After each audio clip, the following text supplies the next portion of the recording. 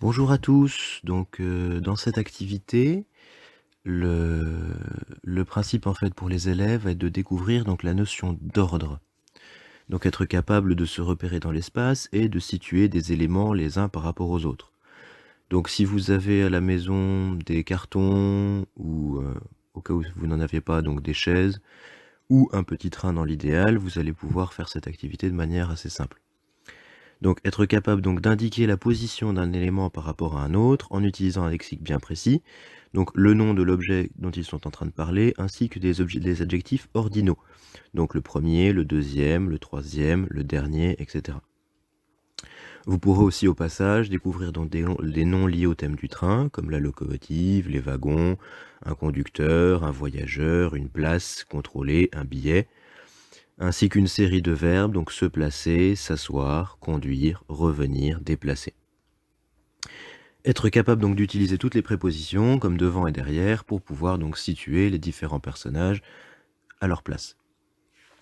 Donc dans un premier temps, l'enfant va placer librement donc ses poupées sur les chaises situées les unes derrière les autres, en forme de petit train, et il va devoir vous dire qui est placé à quel endroit. Donc de vous décrire, le petit train comme lui l'a constitué. Donc il pourra se placer sur le train en tant que conducteur, en tant que passager, ça sera à lui de vous dire qu'est-ce qu'il fait, éventuellement discuter de ce que c'est un train, ce qui se passe à l'intérieur, à quoi ça sert. C'est toujours l'occasion de faire verbaliser les élèves sur énormément de choses. Et une fois que cette activité-là commence à devenir un petit peu lassante, la deuxième étape, c'est de faire sortir votre enfant et de changer certains personnages de place. Et ça sera à lui, lorsqu'il va revenir, de trouver qu'est-ce qui s'est passé pendant qu'il était parti. Donc savoir est-ce qu'il y a des personnages en moins, est-ce qu'il y a des personnages en plus, est-ce qu'il y a des personnages qui se sont déplacés, et ça sera à lui d'utiliser donc le vocabulaire pour vous décrire ce qui vient de se passer pendant qu'il était parti. Et remettre donc les bons personnages aux bonnes places, ou enlever s'il y a des personnages en trop.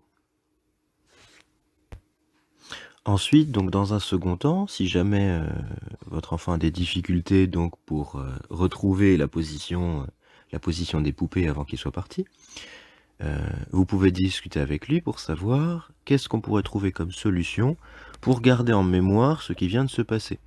Donc la première solution, ça serait donc l'utilisation d'un billet ou d'une photographie pour marquer la place des différents personnages, ou alors de faire une photographie de la position de chacune des poupées les unes par rapport aux autres dans le train, pour pouvoir ensuite vérifier qu'on ne s'est pas trompé lorsqu'on remet tout à la bonne place.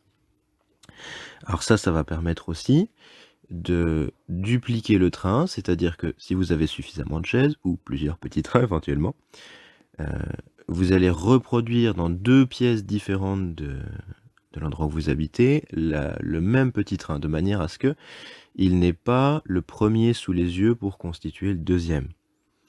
Donc je m'explique, dans une première pièce, vous allez mettre 4 chaises, par exemple, les unes derrière les autres, en mettant les poupées dessus.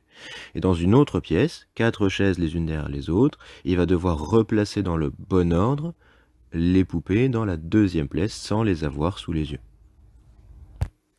Enfin, afin de faire de la différenciation, si jamais l'exercice est ou trop facile ou trop difficile pour votre enfant, vous pouvez réduire le nombre de wagons ou augmenter le nombre de wagons de manière à rendre ça un petit peu plus complexe.